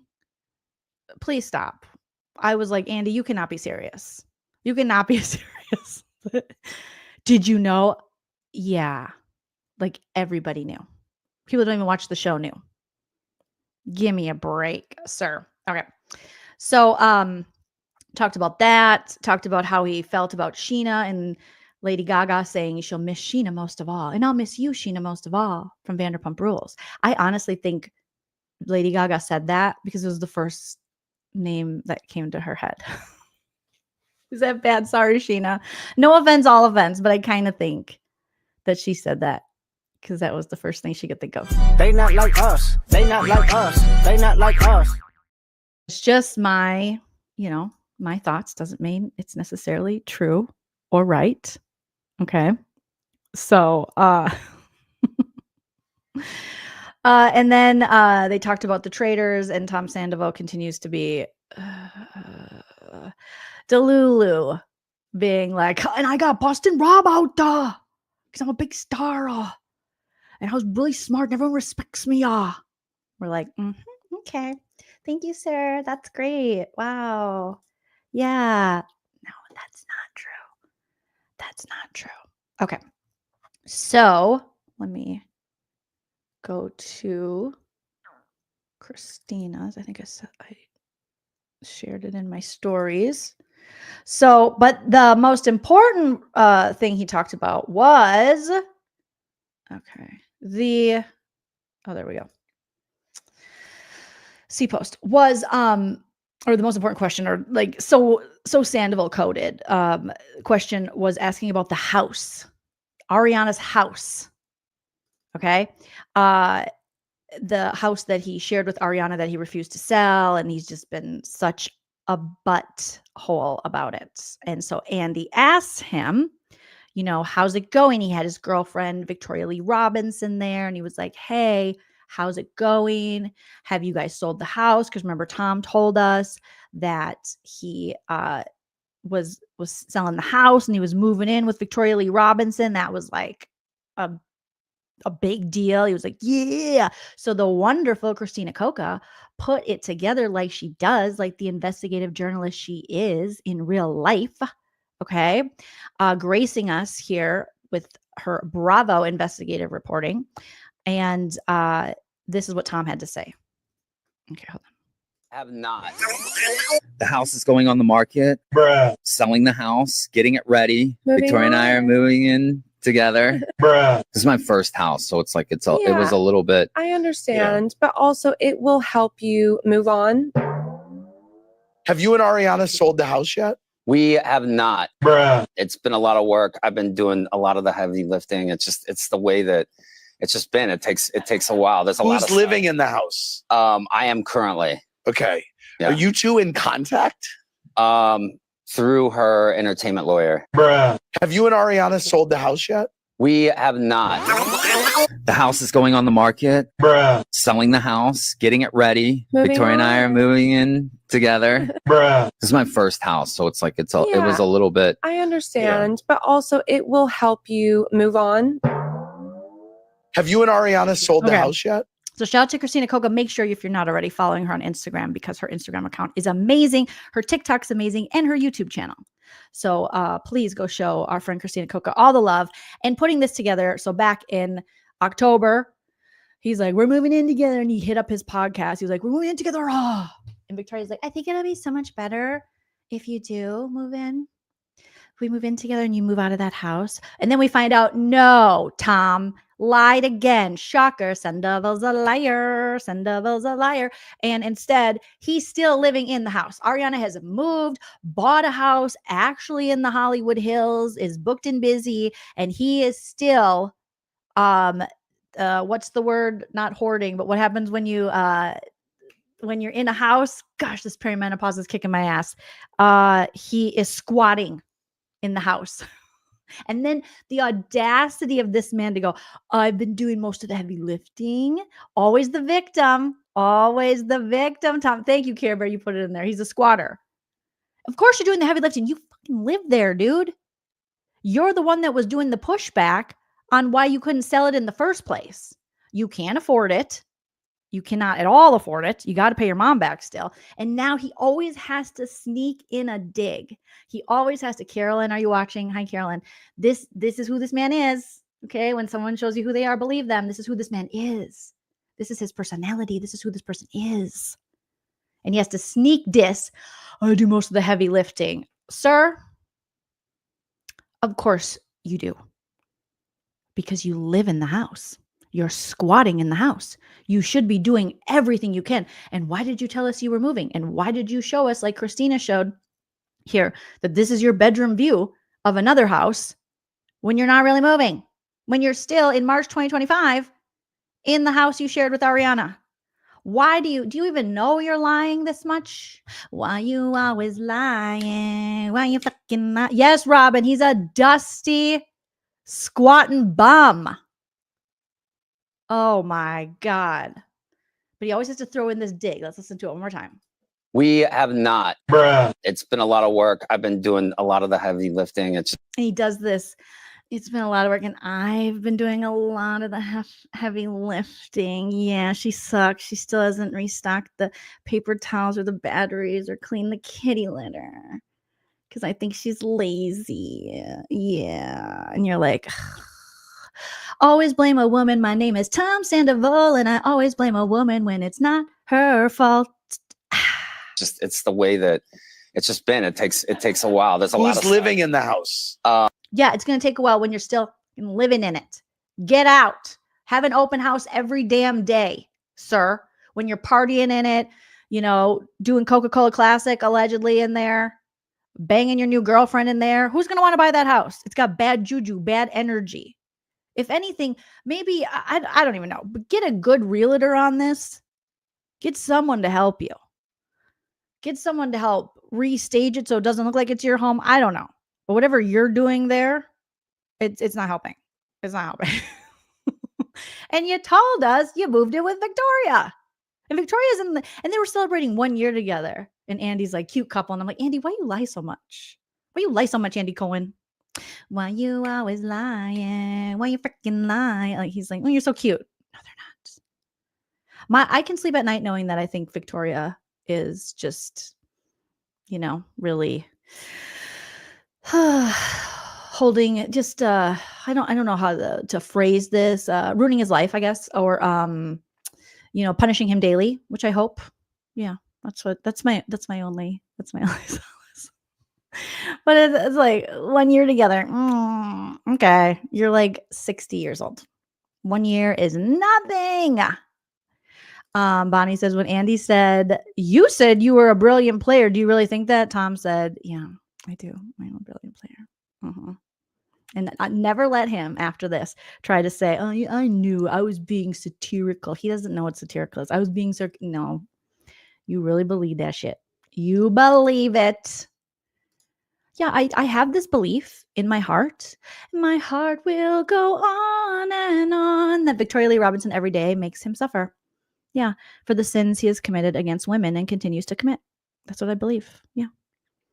And that is how, when my mind is, the world's blowing up, and I close my eyes and I go, Victoria's making Tom Sandoval suffer right now. Go to sleep, Jolene. Give up the day. Tomorrow will be a better day. And then I go to sleep and I wake up and I go, yes, thank you, Vicky. So shout out to Victoria Lee Robinson, because I really do believe that she's doing the Lord's work. She was sent here. She's an op. She's sent there, and to just get them. She's karma. Karma is a cat, and karma is Victoria Lee Robinson, allegedly. All right. Christina says, who is the waif with blue eyes? She looks like she has bad energy. I wouldn't want to be around that if I was normal, but you're not normal. Judge Judy. I love Judge Judy. You're the boss, applesauce. I'm the boss, applesauce. So, yep. Billy Lee said, and I hope that is true for Tom. I really do. Dreadful says, every time he speaks, I'm side-eyeing Carolyn a little more. Oh, I know. Carolyn. Come to the light, Carolyn. I find it quite insulting to Ariana how dismissive she is of the seriousness and depravity. Oh, depravity, yes. Of what he did and continues to do. Sucks for Ariana. It really does, Care Bear. RJW says, Tom will be squatting in that house until Judge Judy is going to be knocking on the door going, you got to get out, okay? When you tell the truth, you don't have to have a good memory, you lying ass. But Andy did get him with a little, Tom, for the first time, had to do something he had never done before. Be faithful. And Tom's like, oh, serious? What?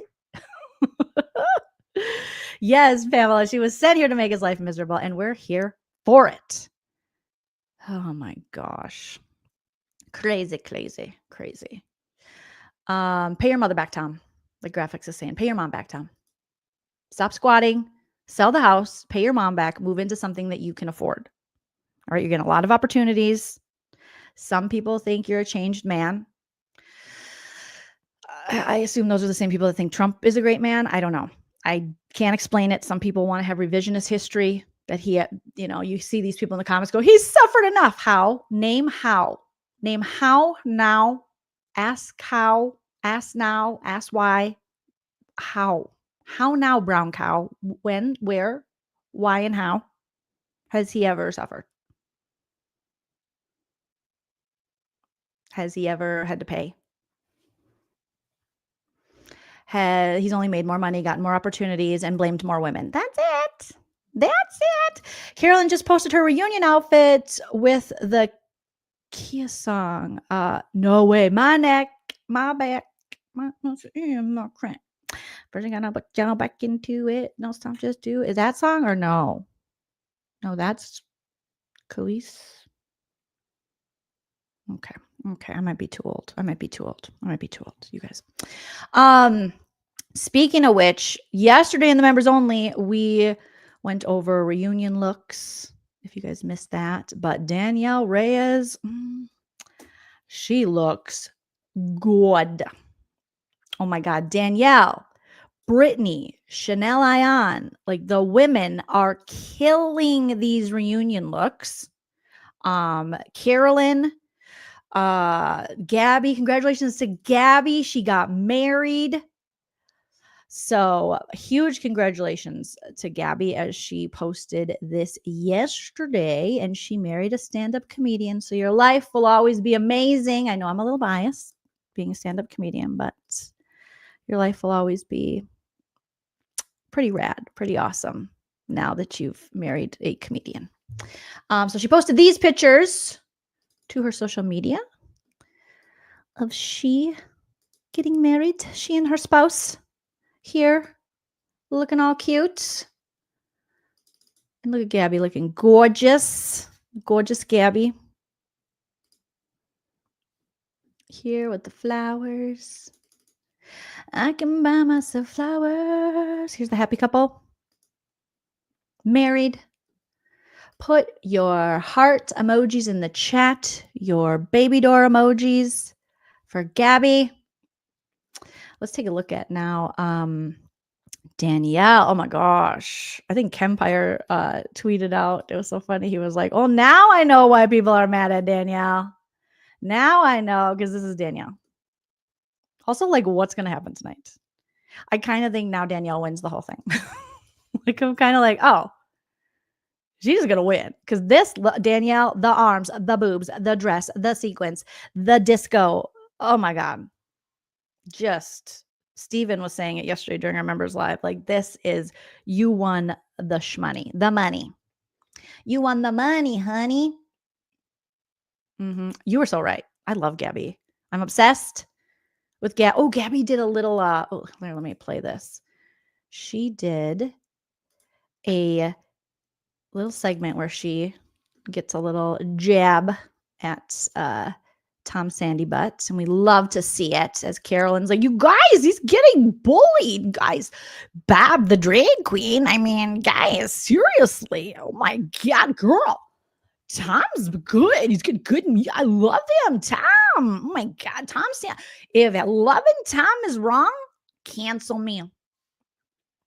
Girl, cancel me. Cancel me. I love him. Meanwhile, Gabby, that's why I think Carolyn's going to be okay. I hope, because she hangs out with Gabby and Brittany Haynes, and both of them see right through Tom Sandoval and who he is and what he represents and the manipulation that he tries to pull. So I think she's going to be okay. I think she doesn't even need us. Okay, let's see. Share the window. To the window, to the wall. Okay.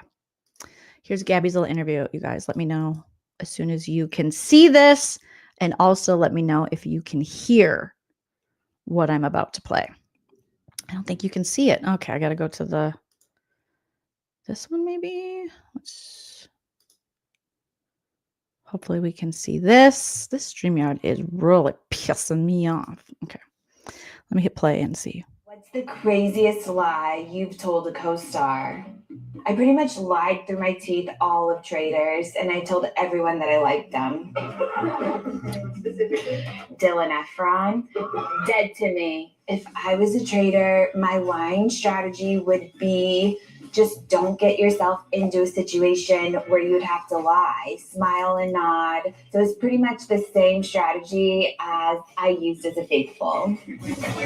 Which of your traders' castmates were you disappointed by when you met them in person? Oh, damn. Disappointed by. I feel like obviously Tom Sandoval, because he's just a disappointing person. Dylan Efron, dead to me. Only because you voted for me all the time. I love it. Tom Sandoval. Well, I think Tom Sandoval because he's just like a disappointing person. Yeah. And I'm like, yes, Gabby. I'm kidding. I'm kidding. Me too, Tom. I'm kidding too. So either Gabby's going to win or Danielle Reyes is going to win with Brittany or something. I don't know. I don't really know what's going to happen tonight. Kelsey says, I've heard that, and I'm watching too much Severance. So Christopher Walken is coming in here. But we got to get back into the Carolyn of it all. Like, Bob the drag queen. She's from Minnesota. Okay. Yeah. Girl. Bob is like coming for me in the Vanity Fair article. Did you guys see Bob? He was coming for me. That Vanity Fair article is something. Girl, it's something. Bob the drag queen was calling out Carolyn in the Vanity Fair article that came out, I believe, yesterday with their like looks, that they have for the reunion. And Bob the drag queen basically saying what a lot of us think is like the Danielle hate. We're just over it. We're over the Danielle hate. It's too much. It's like, okay, we got it. And Bob the drag queen believing that, or saying that he thinks that, Carolyn's not really helping the situation and kind of perpetuating it with, her answers and the media she's doing. He's like, clearly you won in, social media popularity contests. Like, everyone's loving you. And so this kind of continuing to, allow Danielle to be dragged. He was like, letting this happen to a Black woman during Black History Month. And I was like, Bob's not wrong there. As hard as Carolyn goes to stick up for the underdog and with Tom or for, anti-bullying, we really are going to have to look at sticking up then for Danielle. And I think this is something, Carolyn will learn as she's, this is what her second show she's been on. But if we're going to go this hard for Tom Sandoval, who is just trash and continues to be trash and had 11 years on a show, okay, and showed us who he really was and continues to be, and we're going to fight for him, but you can't just be like, hey, Danielle's okay. She did hurt my feelings in the traitor. She hurt my guys. She did. She hurt my feelings. She did. But she's not a monster. It's a game. Okay. Because unlike Tom Sandoval, Danielle is not out here doing this shit in real life, in person, and hurting people in real life. Just on the game of the Deletas. That's it. So yeah. That was interesting. And I think Carolyn saw that Vanity Fair article, and I think she was like, whoa, okay, I better rein it back a little bit. We'll see. We'll find out tonight on the reunion. We'll find out tonight on the finale. It's going to be so soon. I'm going to come back, you guys. I'll be back very soon because it's at 6, they say.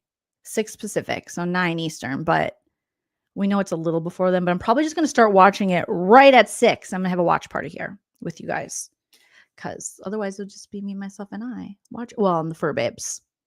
Okay, watching it. So yes, I will have a watch party tonight. Christina, if you're still in the chat, do you want to join me? You can come up and I'll shoot you the link and we can watch it together. You watch it on your end, I'll watch it on my end. And then we can have a little watch party. What do you think? Or do you already have plans to watch it? If you have plans to watch it already, you and Bubs are watching it. You're both invited over here to watch it. So let me know. Text me if you're down. And so I'll be watching that and the reunion. And then tomorrow I'll do a roast and recap of it. So yay. Thank you guys. Yeah, go over to Mims. Shout out to my friend Mims. Make it make sense. Is he going live now with Gabor? Is he doing his panel? Oh, you're going to do it on TikTok? Should I do it on TikTok? Should I join you on TikTok? Do I know how to join you on TikTok? Do you play it? I'm confused. Oh, you're streaming on TikTok. So you're just streaming the episode. Is that what happens? I got to use my TikTok more. Okay. Text me. Do what you normally, I don't do anything on TikTok, but I thought, oh, you play the actual show. Okay. So anyone that wants to watch it on Christina's TikTok, she'll be playing the actual show. I will not. I will be watching on my end because YouTube, they are lame about that. And they were like, copyright strikes. So I'll be back here on YouTube. But if you prefer TikTok, Christina will be over on TikTok. So you have 2 places that you can go tonight for the watch party. She says, no, I'm barely still on TikTok. I'm going to be banned any minute now for copyright. Oh, no. Well, producer in training Cordelia hopes that you are not. Look at that little baby. Look at the little baby. Hello, Cordelia. Hello, little baby. Hi. Okay. Stop being weird, Jolene. I can't. It's who I am. All right. You guys are beautiful, wonderful, lovely pumpkin spice babies. I appreciate every single one of you. Thank you so much for being here. Thank you, Meg Shep, for being a member for 9 months. Where do you get your amazing top? Dressed in Lala. Check out Dressed in Lala. They have a website. They're all over Instagram. Christina Coca and I swear by them. Okay. We pray at the shrine of Dressed in Lala. And if I had more money, I would have more Dressed in Lala things. But right now, I just have what I have. Chickenhead PK Dorkface Neely, thank you for being here for 2 months. Says, hey, is a squatter in my mind. Hell yeah. Tom Sandoval, quit squatting. You loser. All right. Love you guys. Hit that like on your way out. Comment after the video posts. And I'll see you for the Traders Watch Party. Bye. Enjoy yourself. It's later than you think. Bye.